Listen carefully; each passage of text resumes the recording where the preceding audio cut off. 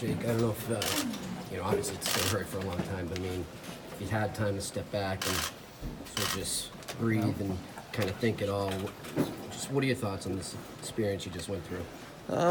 Yeah, it was, obviously a very good one, I think, in a certain sense. And, obviously we got, one game away and, we battled back to force game 7. And that feeling doesn't go away. I haven't really dodged that one yet. So I'm just trying to, see the positives out of this year in general. But it doesn't really matter if you don't win the last game of the year. What did you find different the deeper you went into the playoffs? Last year you made the second round, but as you kept going this year, what stood out to you the most?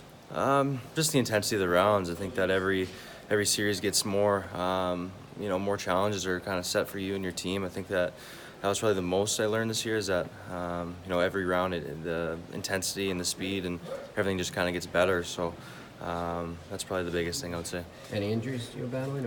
I think everyone saw what happened in Game 2 against Toronto, and then from then on I was kind of battling some things here and there, but nothing that I didn't think that I could, play through. There's, it's this time of year, it's just a matter of will, and that's pretty much kind of all I have to say about that. So were you concussed from the hit? Is that what you're saying? It was pretty blatant to play, so that's all I'm gonna really say. And I've talked about that incident way too much this year.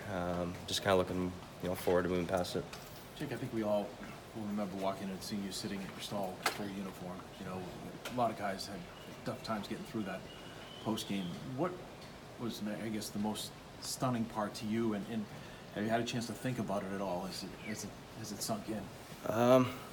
Yeah, that's all you think about. That's probably the most, that's the freshest you'll feel is right after the game, and there's lots of different emotions going on, and there's lots of things that are hitting you, and I'm not really the smartest guy in here. The guys will say that, so my brain was getting worked on pretty hard there, and that's just how I felt at that time. It's lots of emotions, and it's just the way it goes. Not only the way you lost, but with the team just being such a tight-knit group, is this one going to be stunned even longer? Is this going to stay even longer, do you think, for you guys? We're all going to sit here and say that we're going to try and move on from it and, take steps in that direction. But, like you said, we're so close as a group, and, we all believe that we're going to win it, and we believe that we're right there, and we got a taste of it, and then it just shut us right down. So, that's probably one of the things too that hits. That's probably the worst thing. Every year you never know if you're gonna have the same team again, and usually you don't in this league. And I thought that our group was, excellent through and through. Jake, over the balance of the 82 games, when you look back at that and take that as a whole, what do you think the thing is that you have to work on the most, I guess, to be even more of an effective player in this league? Probably just consistency. I think consistency with my overall play. I think that there was certain times where I was doing well, and there's points in goals and production were coming, and then when they weren't, I didn't like my actual game around it. I think that you can still play a consistent way to help your team win. I think that my B games this year weren't necessarily B games; they were C games, and that's something that is disappointing for me personally. You and David forged the chemistry clearly. How much would it help you guys to have that third guy that was more consistently there, and the same person? Yeah, I think it would help. This year I played, probably around just under a quarter on the right side, and then moved back to the left side, and trying to find that different pieces. And guys did a great job stepping in. It's not an easy thing to do, and even you saw it through a playoffs, you didn't really have a set player there, and I think that has to do with us as well. I think that if we're playing well and doing our jobs, I don't think there's maybe many changes to be made, but I think it would be nice for sure. What were some of the challenges, speaking of that, for you, knowing that you would have a rotating door of winners on your line with Cherishing? Just trying to find chemistry. I think that's probably the thing that you talk about throughout the whole year, and it's just that's the main focus at the time, is just try to find the right pair or pairing with us. And it's one of those things where, like I said earlier, you guys did a great job this year. It's not an easy thing to do, and but it was kind of you never really knew certain times. Jake, what do you cherish most about this group? I know it's tough, that last loss, but what do you cherish most about this season? That's, to be honest, I'm not sure. I'm in a different mind frame, to be honest. I mean, there's lots of things to be thankful for, and I think just how close our group was probably the biggest thing for me, and that, you know, is something that I was very grateful for this year, is how the older guys, you know, brought everyone in, how we had so many injuries and so much adversity throughout the whole season, and how different guys stepped up, and it was just a complete team effort, and that's something that I will cherish. Is there Have someone? you ever experienced a close-knit group such as this? No, I have not, and that's what makes it, you know, that's what makes it sting, you know, even more, is how close everyone was on this team, and you know, I think it helps that we've been together now for 2 years. It's my second season, and you know, I think relationships build, but you know, it stings. Is there someone in the last like 48 hours that just kind of, you know, you don't have to say who or what they said, but I mean, just was there a heart-to-heart at all to kind of get you through what you're going through?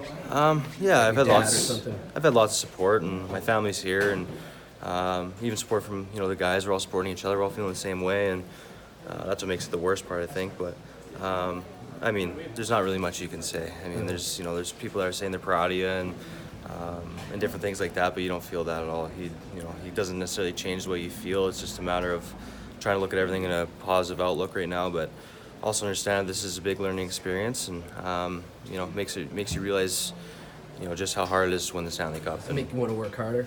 Yeah, I mean, it's the biggest motivation thing, I think, motivation cue, I guess, that I've ever had. You know, you get so close to it, and you lose it. You lose it on home ice in a Game 7. I mean, it doesn't get much more sour than that, and that's how I'm looking at it anyways. A year ago, you were one of, I think, what, like 5 rookies that, you know, played pretty much all year, and now you know, as a team, helped step to this level. I mean, do you feel like as a group, you know, that this kind of crappy experience, you know, sets you up,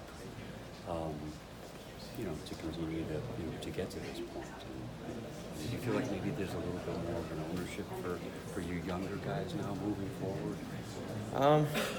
I think it's always a good thing to get experience at any round or any level, and you always want to do better than the year before, and that was our focus. And you know, Toronto took a lot out of us in the first round, and didn't get any easier from there. And for us to, you know, come out on top and you know, get all the way to Game 7 in the finals, I think is huge for us young guys to get that experience, because there's no really other way you can get through that, you know, with the unknown. So now that we've gone through it and we feel this way, I think that it definitely will help us in the future. I think just as players and as people too. You know, you don't, you know, you try not to take any moment for granted and anything like that. And you know, we don't want to feel like this ever again. And that's something that you have to feel to kind of understand.